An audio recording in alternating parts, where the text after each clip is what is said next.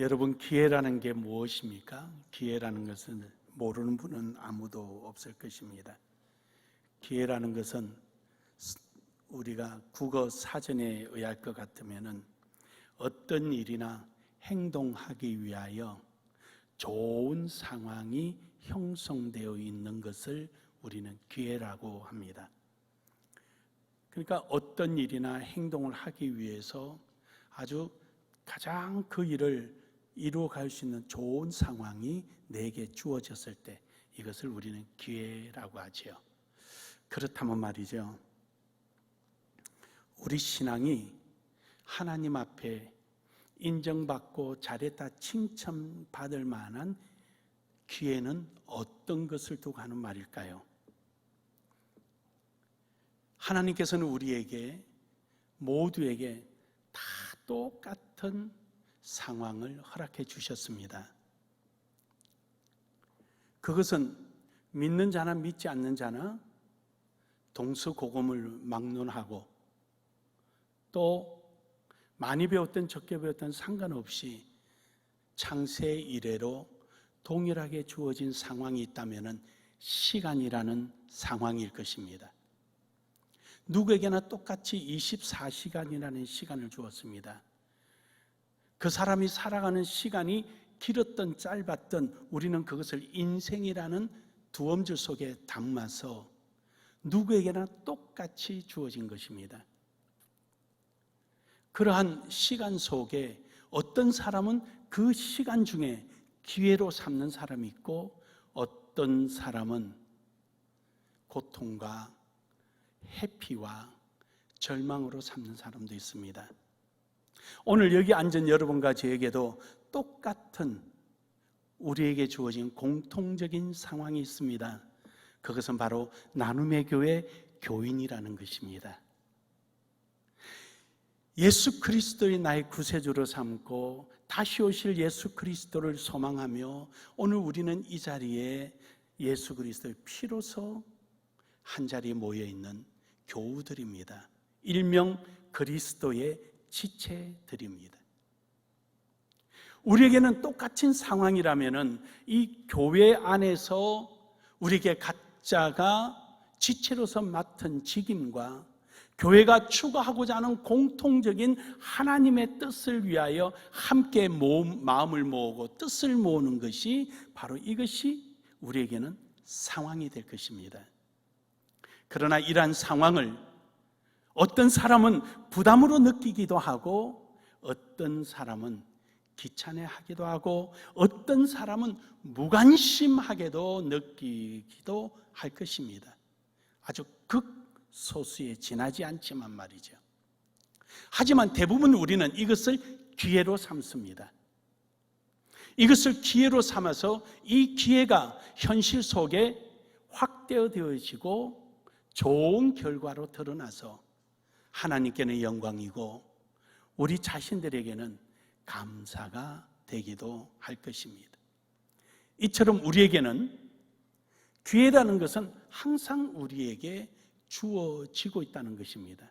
다만 그것을 기회라는 것을 아는 자와 모르는 자, 설사 안다 할지라도 기회를 거부하는 자와 수용하는 자, 적극적인 사람과 수동적인 사람 또는 능동적이거나 또 아니면은 좀 귀찮아하거나 여러 형태의 모습이 보일 수가 있겠지요. 오늘 여기 있는 본문의 말씀에 보면은 기회를 놓치지 않고 어떠한 희생을 감수하더라도 그 기회를 붙잡고 간 성경의 선진들이 11장에 소개되고 있는데 오늘 여러분과 저도 이러한 하나님 앞에 인정받고 많은 사람들에게 모델이 되고 존경받을 만한 신앙인의 모습으로 우뚝 서기 위하여 오늘 본문을 통하여 믿음의 기회를 바로 깨닫고 배워서 우리도 멋진 하나님의 사람이 되기를 주의 이름으로 축복합니다. 축복합니다. 첫 번째로는 믿음의 기회를 우리는 깨닫고 취하기 위해서 믿음으로 무장해야 합니다. 오늘 본문 말씀에 보면은 이 히브리서 11장은 창세 이래 믿음으로서 본을 보였던, 그러니까 하나님께서 각 시대가 되었던 어떤 환경이든 간에 하나님께서 믿음으로 승리자들을 이름을 쭉 기록하셨습니다. 물론 이 외에도 많이 있겠지만 그래도 그 중에서 하나님께서 선택하여서 11장에 기록하였습니다. 아벨을 위시로 해서 에녹이라는 300년 동안 예수님과 하나님과 믿음으로 동행하였던 에녹부터, 그리고 오늘 본문에 나오는 아브라함이라는 인물 그 이후에도 많은 이름들이 기록되어 있습니다. 이러한 선진들의 칭찬받고 하나님 앞에 인정받는 공통점이 있다면 믿음이라는 것입니다. 이 믿음의 공통점을 가지고 있었는데 이 믿음을 늘 사용한 것이 아니라 아주 기회를 잘 알고 그 기회에 꼭 맞게 사용했습니다. 그 기회가 맞다는 것은 그분들의 일생 속에서 어느 한 부분일 수도 있고, 에녹 같은 경우는 그에게 주어졌던 일생이라는 시간 속에 모두 그 일생을 믿음의 기회로 삼기도 했습니다. 아벨 같은 경우에는 아주 짧은 인생이지만 그럼에도 불구하고 믿음의 기회를 잘 선용하여서 믿음의 사람으로 인정받기도 했습니다. 이처럼 믿음이라는 것은, 믿음의 기회는 믿음으로 무장하지 않고는 절대로 이루어질 수가 없습니다. 사랑 여러분, 오늘 본문 11장 8절에서 12절의 내용은 아브라함이라는 인물을 중심으로 하나님은 말씀하십니다. 아브라함은 이 믿음의 기회를 잘 선용하여서 하나님께서 주시는 큰 은혜와 복을 누린 인물입니다. 아브라함에게는 아브라함 그러면은 그에게 따라오는 하나의 닉네임이 있다면은, 또 대표되는 이름이 있다면은 믿음의 사람, 이렇게 표현을 합니다. 사랑하는 여러분, 오늘 여러분과 저도 우리 모두가 믿음으로 무장하기를 주의 이름으로 축복합니다. 믿음으로 무장하기 위해서는 자기 자신을 먼저 확인해야 합니다. 고린도후서 13장 5절에 보면은 너희 믿음 안에 있는가 너희 자신을 시험하고 너희 자신을 확정하라. 예수 그리스도가 우리 안에 계신지 우리가 좀 확정하고 확인해라. 확인하고 나 예수 그리스도 안에 있어 라고 자신 있게 말할 수 있어야 된다라는 것이죠. 그렇습니다. 믿음이라는 것, 생각 속에 머물러 있어서는 안 됩니다. 생각 속에 머물러 있는다고 해서 그 믿음이 이루어지는 것이 아닙니다. 그거는 귀신들도 알고 떠듭니다. 믿음이라는 사실, 예수 그리스도가 내 속에 계신다. 예수님 내 속에 계십니다. 예수님 이렇게 해주십시오. 저렇게 해서 기도는 하지만 의지가 없다면 행함이 없는 믿음은 죽은 믿음이 되고 마는 것입니다. 믿음이라는 것은 지증의, 알고 느끼고 행동으로 믿음의 삶을 살아갈 때 비로소 믿음은 완성되는 것입니다. 우리가 내 속에 너희가 믿음 안에 있는가 너희 자신을 시험하라 라는 말씀은 정말로 전인격적인 믿음이 내 속에 있는지를 확인하라는 것입니다. 그래서 우리는 부지런히 이러한 믿음을 무장하기 위해서 로마서 10장 17절의 말씀처럼 하나님의 말씀을 듣기를 즐겨하며 부지런히 예배에 참석하고 말씀이 있는 자리에 그 말씀을 아멘으로 받아들이려고 노력을 하는 것입니다. 믿음은 들음에서 나고 들음은 그리스도의 말씀으로 말미암느니라고 하셨습니다. 그러므로 우리는 부지런히 하나님의 말씀을 통하여 우리 자신이 믿음을 무장하는 일에 힘써야 하는 것입니다. 믿음이라는 것은 신앙의 인격을 대변하기도 합니다. 로마서 1장 17절에 보면은 복음에는 하나님의 의가 나타나서 믿음으로 믿음에 이르게 하나니, 내 속에 믿음이 있다면은 그 믿음이 지식적인 관념적인 믿음이 아니라 이 믿음이 살아 움직여 지정의, 결국 인격적이고 전인격적으로 믿음이 내 속에 불일 듯 일어나서 믿었던 그 내적인 소망이 행동을 옮겨서 결국은 내 현실 앞에 믿음에 이르는 데까지 가는 신앙의 전인격적인 역사가 나타나야 하는 것입니다. 이것을 두고 우리는 믿음의 열매라고 말씀합니다. 하나님은 우리를 열매를 보고 아나니라고 말씀하셨거든요. 그 믿음의 열매, 어떤 사람은 가시적으로 눈으로 드러나서 알 수 있는 사람이 있고, 어떤 사람은 비가시적으로 나타나기도 합니다. 비가시적이라는 것은 이를테면은 어떤 어려움과 시험이 닥칠 때 그게 요동하지 아니하고 그것을 다 감내하며 인내하며 하나님 앞에 기도하고 자기 하던 일들을 의연하게 다 이겨내가는 모습이 어떻게 보면 내적인 비가시적인 부분이다 한다면, 어떤 사람은 밖으로 많은 사람들에게 저러면 되겠구나 라는 실제적인 현실적인 부분이 나타나는 경우가 되겠지요. 어쨌든 이쪽이든 저쪽이든 간에 믿음을 가진 사람은 믿음의 신앙의 전인격적인 결과를 이루어 간다는 것입니다. 이런 사람을 하나님은 인정하십니다.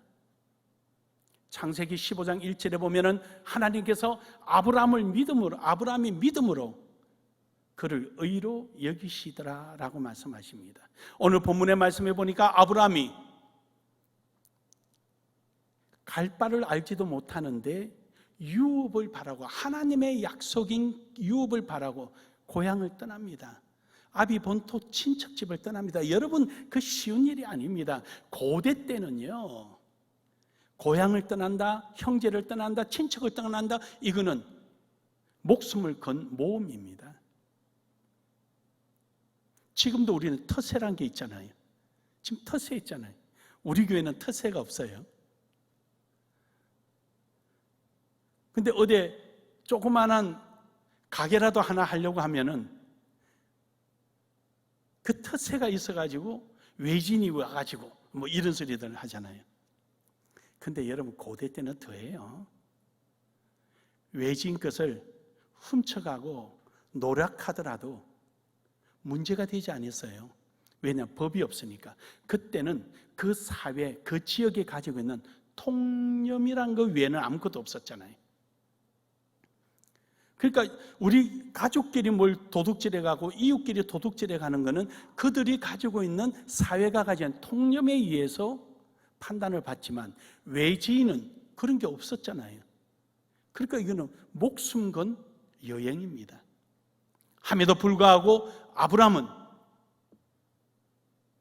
하나님의 말씀을 듣고 믿음으로 행동에 옮기게 됩니다. 그래서 하나님은 그를 의로 여기셨다 그러셨습니다. 사랑하는 여러분, 우리 나눔의 교회 모든 성도들이 믿음의 기회를 통하여서 하나님 앞에 잘했다 칭찬받는, 인정받는 신앙이 되기를 주의 이름으로 축복합니다. 두 번째로, 순종으로 행하여야 합니다. 믿음으로 무장한 사람은 하나님의 말씀 앞에 순종으로 응답하는 거예요. 순종으로 행하는 거예요. 순종하지 않으면 그 믿음은 도무지 열매를 맺지 못합니다. 한 알의 밀알이 땅에 떨어지지 아니하면은, 땅에 떨어져 썩지 아니하면은 아무런 열매를 맺을 수가 없습니다. 그 열매의 역할이 이루어질 때 비로소 싹이 돋고 열매를 맺는 것이죠. 믿음이 아무리 있다 한다는들 순종의 행함이 없으면 그 믿음의 열매는 맺히지 않습니다.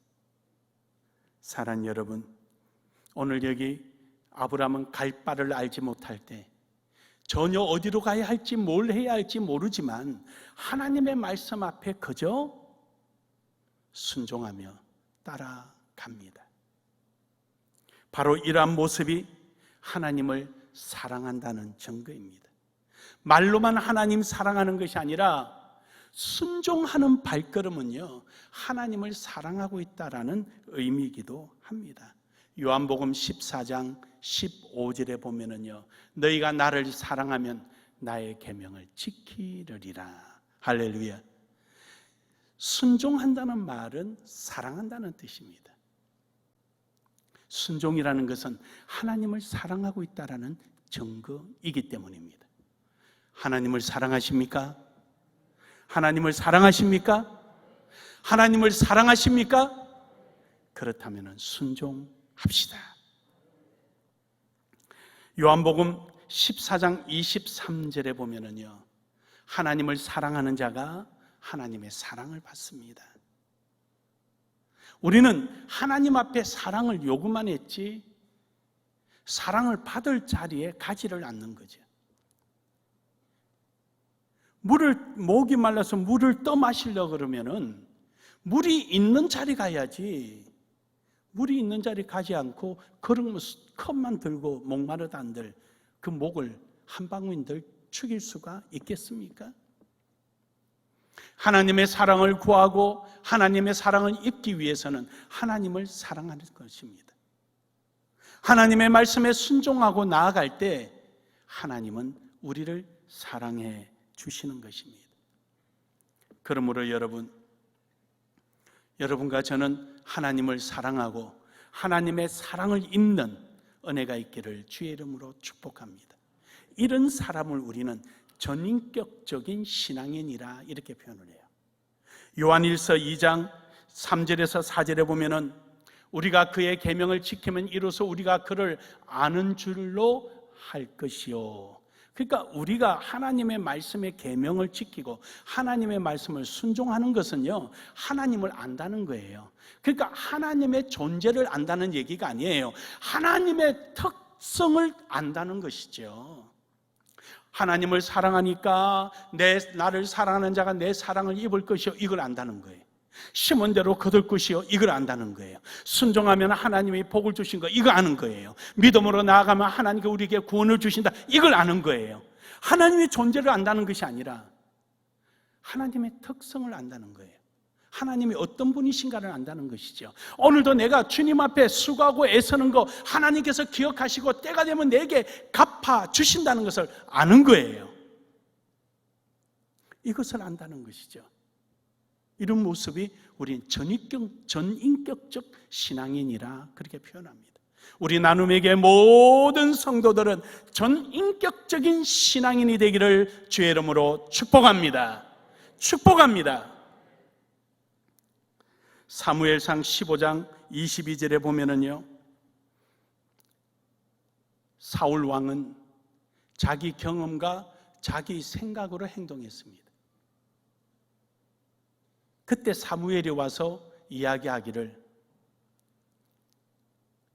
번제나 그 어떤 제사, 순양의 기름보다도 더 중요한 것은 하나님 앞에 순종이다. 어떤 제사보다도 하나님은 순종을 더 기뻐하신다. 즉 자기 자신의 내 의무는 다 했어, 이만큼 하면 됐어, 이런 생각이 아니라 하나님이 무엇을 원하시는지 거기에 행동으로 순종으로 응답하는 자가 하나님을 기쁘시게 하는 것입니다.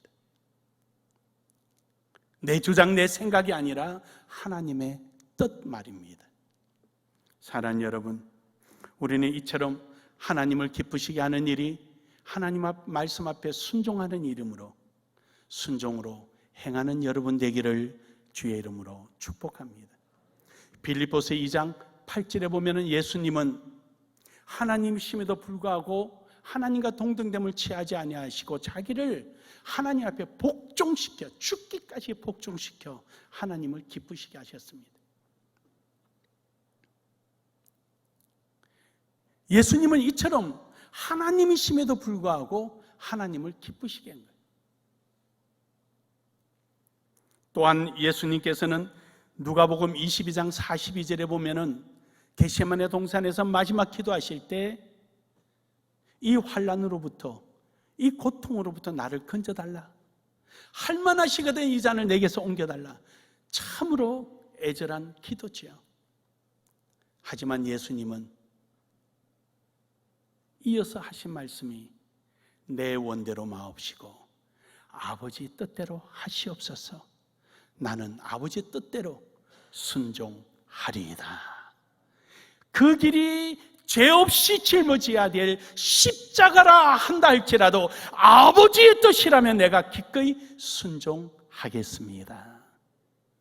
사랑하는 여러분, 우리 예수님의 이러한 순종의 모습이 오늘 여러분과 저를 구원하게 하고 하나님을 기쁘시게 했습니다. 오늘도 여러분과 저는 순종으로 행동하는 삶이 되기를 주의 이름으로 축복합니다. 마지막 세 번째로는 나그네로 살아가시기를 축복합니다. 우리는 나그네 인생입니다. 여러분은 아무리 좋은 호텔이 있어도요, 그 호텔이 내 집처럼 편하지 않습니다. 불편합니다. 그렇다고 거기에 여러 가지 치장해놓고 사시겠습니까? 그럼요, 살지 못하죠. 아무리 좋은 호텔도요, 아무리 근사한 백화점도요, 벽시계가 없습니다. 요즘은 다 디지털로 하니까 거기 시간이 나오기는 하지만 벽시계가 없습니다. 그렇다고 벽시계 사다 놓으시겠어요? 아니잖아요. 왜요? 우리는 잠시 머물다 갈 거니까 그렇죠. 우리는 나그네 인생이에요. 우리는 시간을 태우며 살아가는 사람들이에요. 우리의 삶이 어디에 머물든 어디를 걸어가든 무엇을 하든지 시간이라는 에너지를 태우며 살아가는 거예요. 그래서 우리에게는 시간의 연료가 점점 고갈되어 가는 것입니다. 여러분이 가만히 있다고 해서 그 시간이 축적되지는 않습니다. 저장되지도 않고요, 압축되어서 고연료로 사용되어지지도 않습니다. 이 시간은 지독하게 냉정합니다. 여러분이 가격한 운동을 하든 편안하게 잠을 자든 필요한 에너지는 동일합니다. 터빈의 엔진을 가속을 하든 느리게 하든 기름은 그게 비례해서 소비되지만 여러분의 인생의 시간은 절대 그렇지 않습니다. 우리는 나그네입니다. 우리는 하나님의 뜻을 향하여 살아가야 할 나그네입니다. 어떤 모습으로 살아가든 그들은 두 번 다시 올 수 없는 시간을 살아갑니다. 그래서 우리는 나그네입니다. 한 집에 앉아서 쉬고 있다고 해서 나그네가 아니냐? 아니에요. 어제의 시간은 다시는 누릴 수가 없는 나그네입니다. 그러므로 여러분, 오늘 여러분과 저는 이러한 나그네로 살아가고 있음을 깨닫기를 주의 이름으로 축복합니다. 그러므로 이왕 살아가는 나그네 인생, 나그네라는 사실을 알고 살아가고 나그네답게 살아가자는 것입니다. 히브리서 12장 1절에 보면은요, 이러므로 우리에게 구름같이 둘러싼 흑한 정인들이 있으니 모든 무거운 것과 얽매이기 쉬운 죄를 벗어버리고 인내로서 우리 앞에 당한 경주를 하며 라고 말합니다. 즉 믿음의 경주를 하자는 것입니다. 이제부터 하나님께서 내게 주신 이 인생, 나눔의 교회의 교인으로 삼아주신 이 순간, 이것을 기회로 삼자라는 거예요. 무엇이든지 내게 일어나는 여러 가지 상황들을 우리는 기회로 삼자라는 거예요. 코로나가 왔습니까? 그것도 기회로 삼는 거예요. 내게 어떤 어려움이 왔습니까? 기회로 삼는 거예요. 내게 좋은 일이 생겼습니까? 믿음의 기회로 삼는 거예요. 사랑하는 여러분, 오늘 여러분에게 닥친 기회는 무엇입니까? 우리에게는 공통적으로 지금 다음 주 추석 맥주 감사절입니다. 감사절이라는 기회가 우리에게 주어졌습니다. 여러분의 맡아진 각양의 직임의 기회가 있습니다. 여러분이 속해 있는 각 기관이나 부서의 기회가 있습니다. 또 여러분의 직장에서 하나님의 영광을 위해서 살아가기 위한 기회가 여러분에 주어졌습니다. 그 기회를 놓치지 마십시오. 하나님께서는 여러분의 그런 기회를 통하여 하나님은 기뻐하십니다. 히브리서 12장 2절에 보면은요, 믿음의 주여 또 온전케 하신 우리 주 예수 그리스도를 바라보자. 아무리 우리가 나그네 인생을 살아도요, 분명하게 목표와 기준이 있어야 합니다. 그것은 예수 그리스도입니다. 목표와 기준이 없으면 안 됩니다. 이스라엘 백성들이 출애굽했던 40년에 그들이 길을 잃어버리지 않았던 것은 목표가 있었습니다.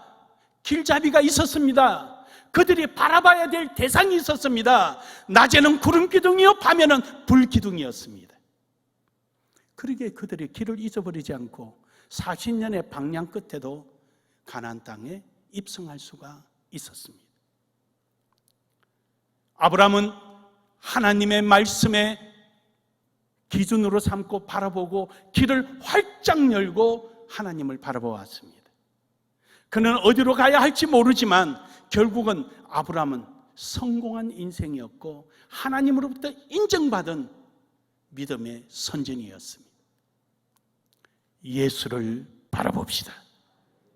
하나님의 뜻을 바라봅시다. 우리 눈에 예수님의 십자가의 죽으심이 보이지 않고 부활하신 그런 아름다운 형체가 보이지 않는다 할지라도 우리가 볼 수 있는 눈을 가지고 있습니다. 그것은 하나님께서 우리에게 허락해 주신 예수 그리스도의 지체인 나눔의 교회에 가고자 하는 방향이 바로 예수 그리스도의 모습입니다. 우리는 주님께서 우리에게 주신 이 교회, 그리스도의 지체인 여러분과 저는 하나님의 뜻을 향하여 믿음으로 순종하고 나아갈 때 바로 우리는 결단코 방황하지 않고 나그네적인 삶을 살지언정 방황하지 않고 목적지에 도달하게 될 것입니다. 그리고 나그네로 살아가는 사람은 반드시 잊지 말아야 할 것은 무거운 짐입니다. 히브리서 12장 1절에 무거운 짐을 벗어버리라고 말합니다. 그렇습니다, 여러분. 이 무거운 짐, 죄의 짐이 있으면 무거워서 못 갑니다. 늘 하나님과의 관계 속에서 부담스러워집니다. 이걸 해결해야 합니다. 여러분, 보기 싫은 사람 보면은 부담스러워지잖아요. 그 자리 가기 싫잖아요. 그 지역에 가기도 싫잖아요. 그런 것처럼 부담스러워지는 것입니다. 그러므로 우리는 그것을 해결해야 합니다. 그래야 우리가 걸어갈 때 부담스럽지 않습니다. 가벼워집니다. 이것을 성경은 하나님과 끄리낌이 없게 하라라고 말씀하십니다. 결론적으로 여러분, 우리는 믿음의 기회를 선용하십시오. 이런 유명한 말이 있습니다. 때를 기다리지 말고 기회를 만들라. 한번 따라할까요? 때를 기다리지 말고 기회를 만들라. 아주 유명한 사람이 했는데 여러분 기억해 주면 도움이 될 겁니다. 그분이 아마 계룡에 살지 않나 싶어요. 제 인생의 좌우명입니다. 저는 때를 기다리지 않습니다. 저는 기회를 만들어 갑니다. 그럴 때마다 하나님은 지혜를 주셨습니다. 모르는 사람들은 저보고 싱크탱크라고 그럽니다. 아이디어맨이라고 하는데 천만의 말씀입니다. 저는 어떤 어려움이 있거나 어떤 상황이 있을 때 제일 먼저 하는 일은 하나님 앞에 무릎을 꿇습니다. 이 기회를 통하여 이 상황 속에 하나님은 나에게 뭘 원하시는지 쉼없이 구하고 찾습니다. 그럴 때마다 하나님은 기발하게 상상도 못할 일들을 이루어 가셔서 오늘의 여러분을 만날 수가 있었고 우리가 함께 예배할 수가 있었습니다.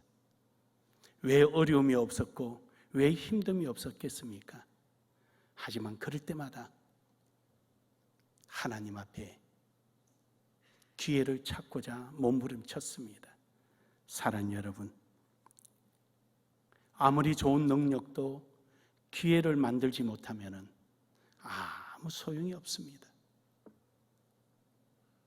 아무리 값비싼 것도 그 값비싼 것을 가치를 드러내지 못한다면 그것은 한낱 고철에 지나지 않습니다. 여러분은 누구입니까? 그럼요, 예수 그리스도의 핏값으로 산 하나님께서 가장 귀하게 여기는 존재입니다. 여러분을 위하여 하나님은 무엇이든지 주시기를 원하십니다. 오늘도 여러분은 여러분에게 주어진 그 상황을 기회로 삼고 믿음의 기회에 삼아서 하나님의 큰 영광을 드러내고 여러분에게는 한없는 아브라함에게 주어졌던 기업이 임하기를 주의 이름으로 축복합니다. 축복합니다. 믿음의 기회를 가지기를 주의 이름으로 축복합니다.